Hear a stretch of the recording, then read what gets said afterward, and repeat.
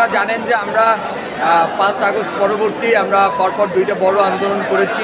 আমাদের দ্বিতীয় ক্যাম্পাস সেনাবাহিনীকে হস্তান্তর এবং আমাদের বাজেট বৃদ্ধি সহ আরও অন্যান্য দাবি নিয়ে। কিন্তু আমরা যেটা দেখতে পাচ্ছি সেটা হলো যে এখন পর্যন্ত আগে যেমন লাল ফিতার দৌরাত্ম্য ছিল, এখনও সেই লাল ফিতার দৌরাত্ম্য আছে। তো সেই জায়গা থেকে আমরা আবার আজকে আমরা 3 দফা দাবিতে যমুনা ঘোষণা করেছি। যতক্ষণ না প্রধান উপদেষ্টা আমাদের এই দাবির সাথে একত্রতা পোষণ করে আমাদের দাবি মেনে না নেয়, ততক্ষণ পর্যন্ত আমরা আমাদের 3টা দাবির মধ্যে হচ্ছে আমাদের যেহেতু জগন্নাথ বিশ্ববিদ্যালয় আবাসন ব্যবস্থা নেই, আমাদের মেসে থাকতে হয় ছড়িয়ে ছিটিয়ে। তো আমাদের 70% শিক্ষার্থীকে অন্তত আবাসন বৃত্তি বা ভাতা দিতে হবে। দ্বিতীয়ত হচ্ছে আমাদের জগন্নাথ বিশ্ববিদ্যালয়ে যে পরবর্তী বাজেট, এই বাজেটে আমাদের জগন্নাথ বিশ্ববিদ্যালয়ের বাজেট বৃদ্ধি করতে হবে।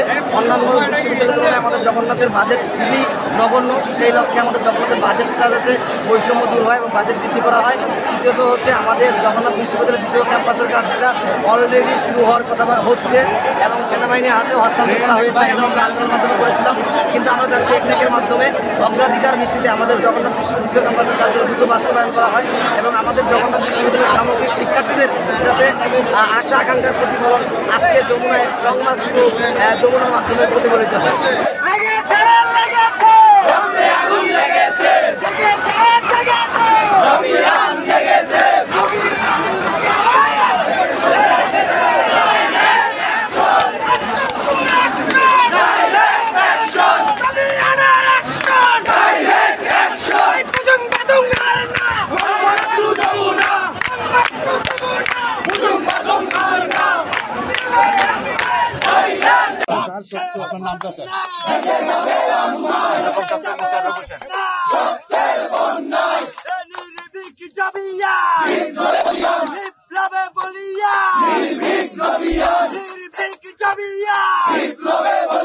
এখানে আমাদের ন্যায্য অধিকার নিয়ে আসছে। আমি ছিলাম প্রথমে ভাই, আমরা একটা ইট পাটকেলও মারি নাই। এরা কি করলো, গ্রেনেড ছুড়লো, জলকামান নিক্ষেপ করলো এবং কি ইট পাটকেল ওরাই ছুড়ে মারলো। আমি এখানে পড়ে গেছিলাম, দেখেন ইচ্ছা মতো দেখেন কতগুলো দাগ, পিঠ দিয়ে দাগ, আমার ফোনের উপর মারছে, দেখেন ফোনটা পর্যন্ত ভেঙে গেছে। কি অপরাধ করছি দেখেন, পা দিয়ে কি অপরাধ করেছে। আমরা তো অস্ত্র শস্ত্র নিয়ে যমুনা অ্যাটাক করতে আসি নাই। আমরা আমাদের ন্যায্য অধিকার নিয়ে আসছি। যে আমাদের ন্যায্য অধিকার কি 3টা, যে আমাদের যতক্ষণ পর্যন্ত জগন্নাথের প্রতিটা শিক্ষার্থীর আবাসন ব্যবস্থা নিশ্চিত না হয়, কমপক্ষে 70% শিক্ষার্থীকে আবাসন ভাতা দিতে হবে। দ্বিতীয়ত, আমরা যে বাজেটটা পেশ করে দিচ্ছি 25-26 অর্থ বছরে, জগন্নাথের এই বাজেটটা কোনো প্রকার কাটছাট না করে বাজেট পেশ করতে হবে। আমাদের দ্বিতীয় ক্যাম্পাস যে প্রকল্প আছে, এটা হচ্ছে আমাদের পরবর্তী একনেক যে সভা আছে, একনেক সভায় অগ্রাধিকার ভিত্তিতে পাশ করতে হবে যাতে আমাদের ক্যাম্পাসটা হয়। ভাই জগন্নাথের স্টুডেন্টরা জানে স্ট্রাগল কিভাবে করে। ভাই সকাল 8:30 থেকে 3:30 পর্যন্ত ক্লাস করে ওই মেসে যায়, খাওয়া বোয়া নাই, খালান নাই। হ্যাঁ আমরা জানতাম, আমরা জেনে বুঝাই তো আসছি, কিন্তু আমরা তো আসছি নিরস্ত্র হয়ে। কেন আমাদের উপরে অ্যাটাক করলো পুলিশ? আমাদের জবাব দেন। হাসিনার টিকায় রাখছে কে? পুলিশ। হাসিনার সময় কি পুলিশ গুলি করে মারে না? সে পুলিশের স্বভাব এখনো একটা বাংলা প্রভাব আছে, কুকুরের ল্যাস কোনোদিন সোজা হয় না। এই পুলিশ হচ্ছে এই খারাপের জাত। আমরা কি অপরাধ করেছি আমাদের উপরে এরকম করে পিটাবে, আমাদের ভাইদের আহত করবে? আপনি হসপিটালে যা দেখেন, আমাদের নাসির স্যারকে আহত করছে। নাসির স্যার কি এমন অপরাধ করেছে? এই ক্লাস 10 পাস করা পুলিশকে নাসির স্যারের মর্যাদা বুঝে? ক্লাস 10 পাস করা পুলিশকে একটা বিশ্ববিদ্যালয়ের উপরে অ্যাটাক করছে পুলিশ। কি অপরাধ করছে আমরা? আমাদের অধিকার চাইছে এটাই। হাসনাত আসে নাই, রাতে যমুনায় থাকে নাই, তারা যমুনায় লং মার্চ করে নাই। উড়ে আসলে পারে ঠান্ডা পানি সবকিছু নিয়ে আপ্যায়ন করে। আর জগন্নাথ আসলেই তো সমস্যা, জগন্নাথই সবকিছু, তাই না? কেন জগন্নাথে 5টা হল দিলে ঢাবির প্রভাব কমে যাবে, ঢাবির আধিপত্য কমে যাবে? কেন জগন্নাথের স্টুডেন্টরা ঢাবির স্টুডেন্ট। হাসিনাকে কপি করা হয়েছে, মানে পূর্বে যেভাবে আমাদের উপর নির্যাতন করা হয়েছে এখনো ঠিক সেভাবেই নির্যাতন করা হচ্ছে, কোনো পার্থক্য নেই, এটা একই রকম। প্রায় 3 শতাধিক আহত হয়েছে, প্রায় 3 শতাধিক আহত।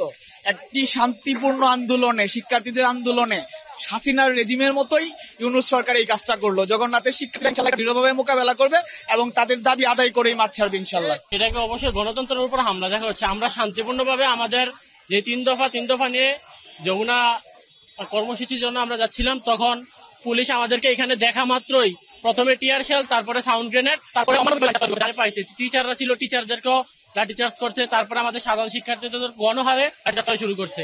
এটা অবশ্যই গণতন্ত্রের উপর হামলা। কারণ আমরা জুলে যে আমরা রক্ত দিয়েছি, শুধু ঢাকা ইউনিভার্সিটির রক্ত দেয় নাই, জগন্নাথের পাশাপাশি অনেক বড় অবদান ছিল। কিন্তু দেখা গেছে পুলিশ একজন ওসি না কি যেন, ওনার ইয়াটা আমার মনে নাই, উনি মারতেছে আর বলতেছে আমি ঢাকা ইউনিভার্সিটি টিচার ছিলাম, তোর আমাকে চিনস? এটা কোন ধরনের কথা হইলো? আমরা এখানে কোনো মারামারি কোনো সহিংসতা কিছুই করতেছিলাম না, আমরা শান্তিপূর্ণভাবে আমাদের দাবি নিয়ে আসছি। কিন্তু ওনারা এই যে অকারণে আমাদের উপর লাঠিচার্জ করছে, সাউন্ড গ্রেনেড, টিয়ার শেল নিক্ষেপ করছে, ইটও মারছে। এই হামলাটা ফ্যাসিবাদ মুক্ত বাংলাদেশে অকল্পনীয় এবং এর চেয়ে লজ্জাজনক এবং মর্মস্পর্শী আর কিছু হতে পারে না। আজকের আমাদের এই শান্তিপূর্ণ পদযাত্রা, এটা ডিবিএনএসআইয়ের কাছে রিপোর্ট ছিল, এখানে শিক্ষার্থীদের পাশে শিক্ষকরাও থাকবে এবং আমি শিক্ষক সমিতির সেক্রেটারি, আমার সভাপতি মহোদয় এখানে এবং আরো অনেক শিক্ষকরা, আমরা অনেকেই ছিলাম। তো হঠাৎ করেই সাউন্ড গ্রেনেড এবং টিয়ার সেল কি কারণে নিক্ষেপ করা হলো আমরা কিছুই বুঝতে পারলাম না। আমরা দৌড়ায় সামনে গিয়ে পুলিশ অফিসারদের কাছে আমরা হাত জোড় করে বলেছি যে আমাদের সন্তানদের গায়ে হাত দিবেন না, কারণ এখানে কেউ বিশৃঙ্খলা করতে আসেনি। আমরা বৈষম্যের শিকার। বিগত 25টি বছর জগন্নাথের একটা শিক্ষার্থী 1 টাকাও আবাসন ভাতা পায়নি। এটা কি হতে পারে? এটা কোনোই হতে পারে না। আমরা এই দাবি নিয়ে আমাদের সরকারের কাছে এসেছি, কিন্তু পুলিশ যেভাবে আমাদের শিক্ষার্থীদের উপর এবং আমাদের উপরে হামলা করেছে, এটা বিগত ফেসিবাদের ওই দৃষ্টান্তকেও ছাপিয়ে গেছে। এর চেয়ে বড় লজ্জা কিন্তু আর কিছু নেই। এটার আপনাদের মাধ্যমে আমরা জাতির কাছে, আমাদের প্রধান উপদেষ্টা সহ আমাদের ইন্টেরিয়াম যে গভর্নমেন্ট, তাদের কাছে আমরা দৃষ্টি আকর্ষণ করছি যে রন্ধ্রে রন্ধ্রে আগের ফেসিবাদী দূষররা অবশ্যই তাদের আস্তানা গেড়ে বসে আছে এবং তাদের দ্বারা এই কাজ হয়েছে। এবং এইটার বিচার না হওয়া পর্যন্ত জগন্নাথ বিশ্ববিদ্যালয়ের শিক্ষক এবং শিক্ষার্থীরা আমরা এই স্থান ত্যাগ করব। এটা আন্দোলনের পরিভাষায় লাউড এন্ড ক্লিয়ার, কারণ আমরা এটা সুরাহা চাই। আমার সন্তানদের গায়ে কেন হাত দেওয়া হলো আমরা নিষেধ করার পরেও এই লজ্জা আমরা কোথায় রাখবো? এবং আপনাদের আমরা সহযোগিতা চাই। কারা ছিল ওখানে? ওখানে কারা অফিসার ছিল? তাদের পরিচয় কি? তাদের পরিচয় কি? আমার সভাপতি বলেছে, আমি বলেছি, হাত জোড় করে বলেছি, তারপরেও কেন তারা আমাদের উপর বিশ্বাস রাখতে পারলো না?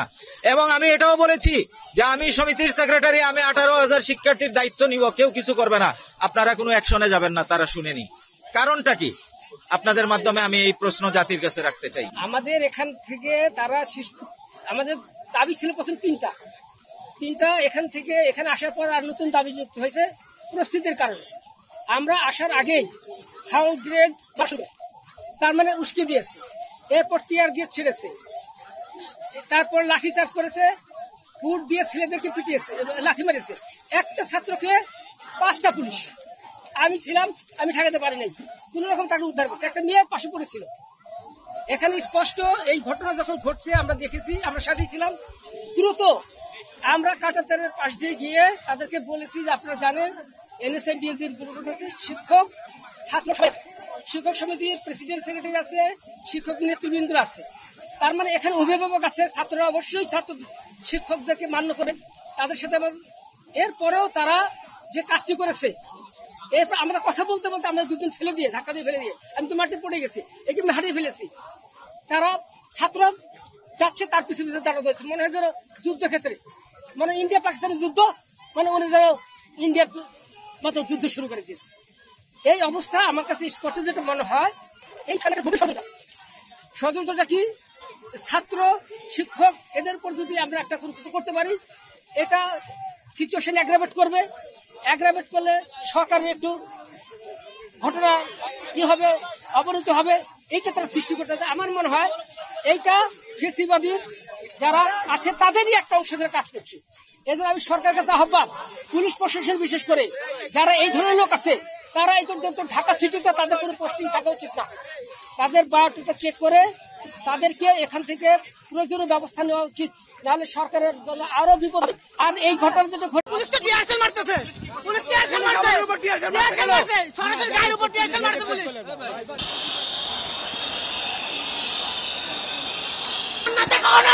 আটকে রাখা যাবে না, এইভাবে পুলিশ দিয়ে আটকে রাখা যাবে না জগন্নাথকে।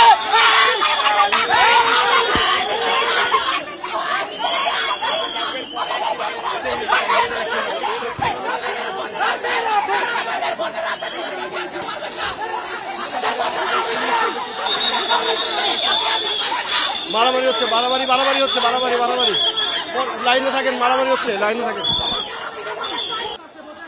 কত এত বড় নিকৃষ্ট হলে ভিতরে মেয়েগুলো আছে দূরে অবস্থান নিচ্ছে ওরা দুইটা ইট মারছে পরে মেয়েদের মাথায় মারছে মেয়েদের গায়ে টিএসএল মারছে ছবি আছে মেয়েদের মাথার উপর টিএসএল মারছে মেয়েদের গায়ে আমার সাংঘাতিক মারছে আপনারা জানেন 20 বছর যাবত হল বঞ্চিত আমরা মেয়েদের নাম মাত্র একটা হল আছে ছেলেরা টিউশন করে হল ছাড়া থাকে এইখানে আমাদের খাওয়া দাওয়া সবকিছু অবস্থা আমরা ইউজিসির সাথে বৈঠক করছি আমাদের কোনো ফল দিতে পারে নাই তারা আমরা পুলিশ টিয়ারশেল মারছে আমাদেরকে আমরা যৌক্তিক দাবির আন্দোলনে আমরা যাচ্ছিলাম পুলিশ আমাদের কথা মাত্র টিয়ারশেল মারছে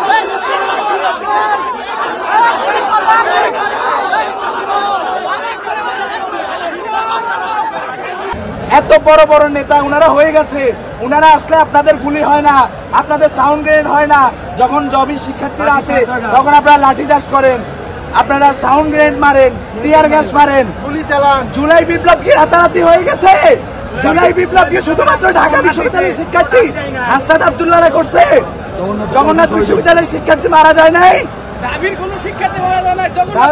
তাহলে আপনারা যারা পুলিশ প্রশাসন ভাই আপনাদেরকে প্রশ্ন করি আপনাদের এই দাবেদারি দালালি সিন্ডিকেট এই জায়গা থেকে বের হয়ে আসেন তারাও শিক্ষার্থী আমরাও শিক্ষার্থী কেউ অসাধারণ বা বিশেষ শিক্ষার্থী না যদি আপনারা তাদেরকে অসাধারণ বিশেষ শিক্ষার্থী বলে তারা যমুনায় আসতে পারবে আর জগন্নাথের শিক্ষার্থীরা আসলে আপনারা গুলি করবেন করেন আপনারা গুলি কয়টা গুলি করতে পারেন করেন হাসিনা জুলাই বিপ্লবে গুলি করে করে 1500 ছাত্রকে হত্যা করছে টিকতে পারে নাই ভাই আপনি ডক্টর ইউনূস আপনি আমাদের ম্যান্ডেটে আজকে প্রধান উপদেষ্টা ডক্টর ইউনূস প্রধান উপদেষ্টার বাইরে তার সর্বোচ্চ পরিচয় তিনি একজন শিক্ষক তিনি একজন প্রফেসর আমরা একজন শিক্ষকের কাছে এবং আমাদের প্রধান উপদেষ্টার কাছে আমরা আসছি আমাদের দেয়ালে পিঠ থেকে গেছে আমাদেরকে ইউজিসি মন্ত্রণালয় সবাই আমাদেরকে মূলা ধরাই দিয়ে দেওয়া হয়েছে আজকে 20 বছর পর্যন্ত জগন্নাথের আন্দোলন চলছে এখনো পর্যন্ত মূলা ছাড়া আমরা কিছু পাই নাই পলিটিক্যাল গভর্নমেন্ট সরকার রাজনৈতিক সরকার আমাদেরকে আজীবন মূলা ঝুলাই দিয়ে দেওয়া হয়েছে আমাদের 10টা হল দখল করে ফেলা হয়েছে এখন অন্তর্বর্তীকালীন সরকার ইন্টারিম আপনারা আমাদের ম্যান্ডেট নিয়ে সরকার গঠন করে আপনারা ছাত্র উপদেষ্টা হয়ে আমাদের দাবি তিনটা হচ্ছে প্রথম দাবি হচ্ছে আমাদের যতদিন পর্যন্ত না দ্বিতীয় ক্যাম্পাসের কার্যক্রম সুসম্পন্ন হচ্ছে ততদিন পর্যন্ত 70% শিক্ষার্থীদেরকে ন্যূনতম আবাসন বৃত্তি নিশ্চিত করা দ্বিতীয়ত হচ্ছে আমাদের দ্বিতীয় ক্যাম্পাসের কাজ দ্রুত সময়ের মধ্যে সেনাবাহিনীর কাছে ইতিমধ্যেই কাজ বলা হচ্ছে হস্তান্তর করা হয়েছে দ্রুত সময়ের মধ্যে আমাদের দ্বিতীয় ক্যাম্পাসের কাজ সুসম্পন্ন করা